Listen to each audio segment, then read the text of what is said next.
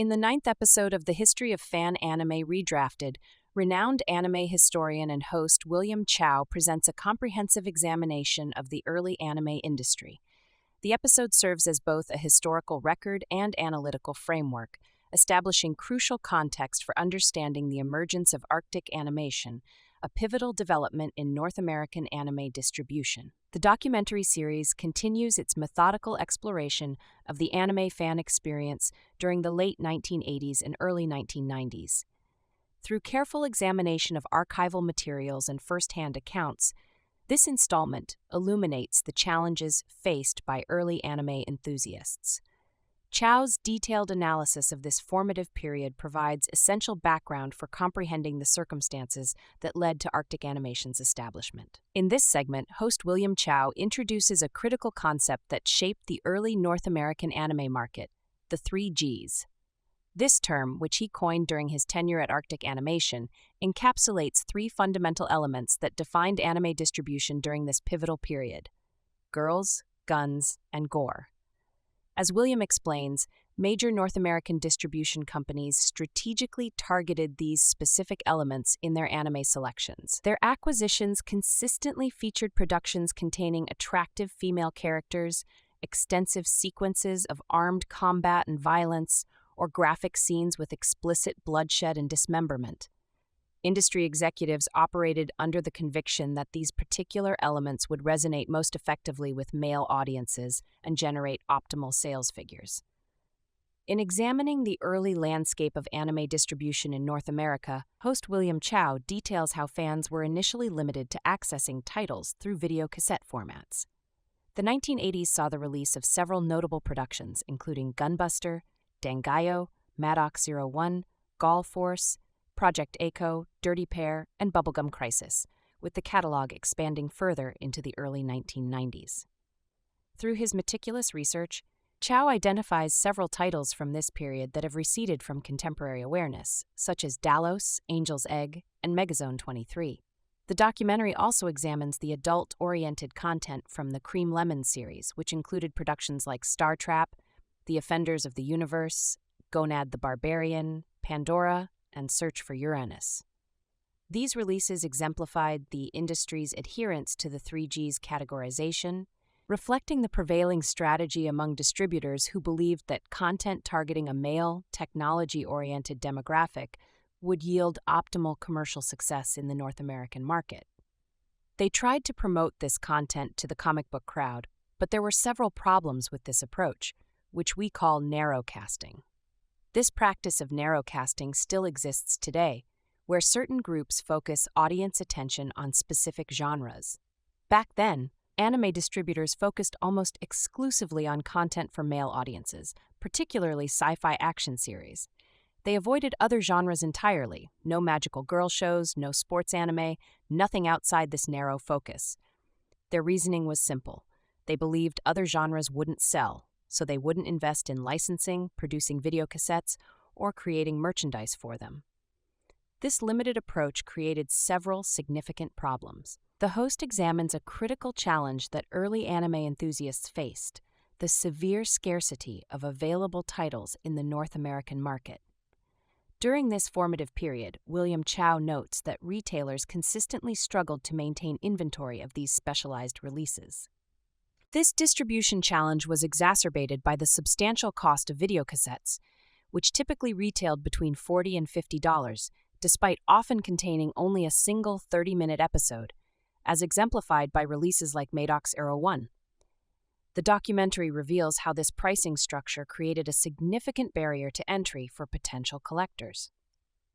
While video rental establishments appeared to offer a practical solution to this accessibility issue, Chow explains that most rental businesses declined to stock anime titles. Their decision was rooted in fundamental business economics.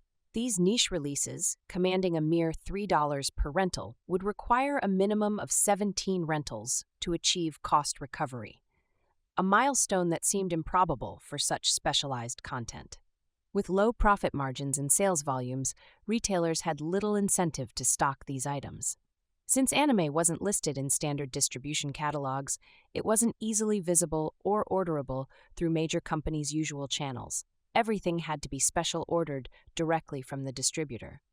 This made anime incredibly difficult to find, as hardly any stores carried it. For fans, tracking down titles was a major challenge. A comic store might occasionally stock a tape featured in Previews magazine, investing $40 in inventory. But if the tape sat unsold for months, they'd eventually liquidate it at a loss. After such experiences, many store owners would refuse to carry anime again. In other cases, stores might get a single copy of something like Megazone 23, which would sell immediately. But since it wouldn't appear in Previews again, the store wouldn't reorder it. I've heard both scenarios. Either titles gathered dust and had to be discounted, or they sold out instantly with no way to restock. When stores did order anime, it was so infrequent that supply never matched demand. Host William Chow examines a critical challenge that early anime enthusiasts faced in North America. Major retailers like HMV&B, Sound, Best Buy, Tower Records, and Future Shop rarely stocked anime titles, and even comic book stores seldom carried them in their inventory. When retailers did manage to acquire anime, they typically received only single copies that would sell out rapidly, leaving fans without access to these sought-after titles. The documentary explores another significant obstacle: the challenge of promoting anime to potential audiences. Even when collectors acquired prized titles like Dangayo, spreading awareness proved difficult due to the medium's significant social stigma, one that exceeded even the negative stereotypes associated with Star Trek fandom during that era. The host reveals that while Star Trek enthusiasts faced ridicule for their perceived eccentricities, often being dismissed as those weird guys who dress up in red and yellow shirts, anime fans encountered even greater social resistance. The documentary notes that these early enthusiasts frequently found themselves labeled with more severe stereotypes, being dismissed either as consumers of adult content or individuals solely interested in violent entertainment. In examining the cultural landscape of North American animation during this period, the host William Chow illuminates how animation was predominantly perceived as children's entertainment. This prevalent mindset established strict limitations on content, effectively prohibiting mature themes such as sexual content, graphic violence, or explicit bloodshed. Through careful analysis, Chow demonstrates how this cultural paradigm stemmed from a deeply ingrained societal belief that animated media was exclusively intended for young audiences. The documentary explores how the arrival of anime represented a dramatic shift in this landscape. As Chow explains, the impact was revolutionary, comparable to the cultural shock that Heavy Metal the movie had created, but on a much larger scale, representing an entire genre rather than a single film. The host elaborates on how this new wave of animation challenged existing paradigms. The medium introduced programming that paralleled and expanded upon the mature themes previously glimpsed in productions like Heavy Metal. However, Chow notes that this paradigm shift carried significant social implications. Enthusiasts often found themselves stigmatized, with their interest in anime leading to automatic associations with the controversial elements of heavy metal and similar productions, resulting in unfair characterizations of their motivations and interests. The documentary explores how anime fandom in the 1980s and early 1990s faced significant social stigma. Host William Chow explains that as the term otaku became more widely recognized in North American culture, it acquired distinct cultural connotations that differed from its Japanese origins. The atmosphere surrounding anime fandom during this period stood in stark contrast to its current mainstream acceptance. Chow illustrates how this stigma created substantial barriers for early enthusiasts attempting to promote anime to wider audiences. The challenges extended beyond mere social perception into the realm of marketing and distribution. A critical examination of the period reveals the fundamental marketing challenges faced by the industry. With limited channels for promotion and distribution, companies struggled to effectively reach potential audiences. The documentary highlights how word-of-mouth promotion, typically a valuable marketing tool, proved particularly challenging in this context. Enthusiasts often hesitated to openly discuss their interest in anime, fearing associations with controversial content like Cream Lemon series, which could lead to mischaracterization of their interests. The documentary examines the marketing challenges faced by early anime distributors. Without dedicated anime magazines until the late 1990s, such as Protoculture Addicts and New Type's English edition, distributors were forced to seek alternative advertising channels. They placed advertisements in various genre publications, including science fiction magazines and film periodicals. However, a significant portion of their marketing efforts appeared in adult magazines like Penthouse, Playboy, and Hustler, primarily promoting titles from the Cream Lemon series. Host William Chow explains how this advertising strategy inadvertently reinforced negative stereotypes about anime, leading many to associate the medium exclusively with adult content. This stigmatization created additional barriers for the growing anime community. The situation was further complicated by the prohibitive costs associated with anime video cassettes and marketing efforts. The documentary reveals that placing advertisements in mainstream publications proved financially challenging for distributors. The substantial cost of advertising space, combined with limited sales potential for niche titles like Madoc01, made it difficult to justify extensive marketing campaigns. Furthermore, Chow notes the misalignment between the target demographic and the advertising platforms. Readers of adult magazines were not necessarily the ideal audience for complex animated series. In this segment, William Chow examines a critical aspect of early anime distribution: the role of fan clubs and organizations in promoting English-language releases. He reveals that while these groups would occasionally showcase official releases during meetings and screenings, their involvement in promoting commercial products remained limited.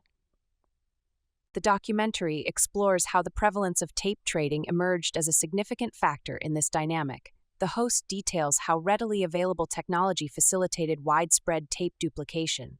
Major retailers like London Drugs and Fred Meyer sold macro decryption devices, priced at approximately $29, which could bypass macro vision protection on video cassettes. This accessibility, combined with the high cost of official releases at $50 per tape, created an environment where tape trading flourished. The documentary acknowledges the broader implications of these practices, noting how they contributed to the emergence of widespread tape piracy and bootlegging within the anime community. While this topic warrants its own detailed examination in a future episode, its significance in shaping the early anime market cannot be overlooked. William Chow concludes this segment by examining the commercial landscape of anime distribution during this period, particularly focusing on the industry's narrow casting approach through what became known as the 3 Gs: girls, guns, and gore. Using series like Gunbuster as an example, the host illustrates how these elements dominated the selection criteria for anime releases in the North American market. In examining specific titles that exemplified the 3 Gs approach, host William Chow analyzes Dangayo's opening sequence, which prominently features intense violence and gore despite its mecha-focused premise. The documentary highlights how even seemingly conventional robot-focused series incorporated these mature elements. Further evidence appears in titles like Madoc01, where mechanical combat sequences are interwoven with graphic content, and Gall Force, which perfectly encapsulated the girls with guns aesthetic that distributors actively sought.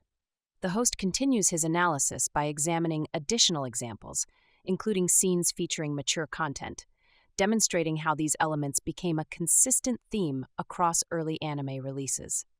Through careful examination of multiple titles, William Chow illustrates how distributors deliberately selected series that incorporated these 3 Gs elements. Looking ahead, the host previews upcoming episodes that will detail the establishment of Arctic Animation and their groundbreaking work in subtitle production across various series. Additionally, William Chow promises to reveal the origin story behind his industry nickname, the King of Smut 95, providing historical context for this period in anime distribution. Your engagement with our content is invaluable. We encourage you to interact with our videos through likes and comments, as these actions significantly enhance our visibility on the platform, allowing us to reach a broader audience interested in the cultural impact of anime in the Western world. For those interested in supporting our research and production efforts, we have established various channels for financial contribution. Detailed information about these support options can be found in the video description below. To complement your viewing experience, we have compiled an extensive list of resources related to this documentary series, including a comprehensive episode guide categorized by topic. These materials are accessible via the links provided in the description. We also have Patreon featuring exclusive content and behind-the-scenes insights. This resource offers additional materials that enhance our documentary series, including extended interviews, archival footage, controversial content, and in-depth analyses. Furthermore, we regularly update our blog with supplementary information, addressing frequently asked questions, sharing historical anecdotes, and showcasing visual artifacts and personal stories on the website via the links provided below.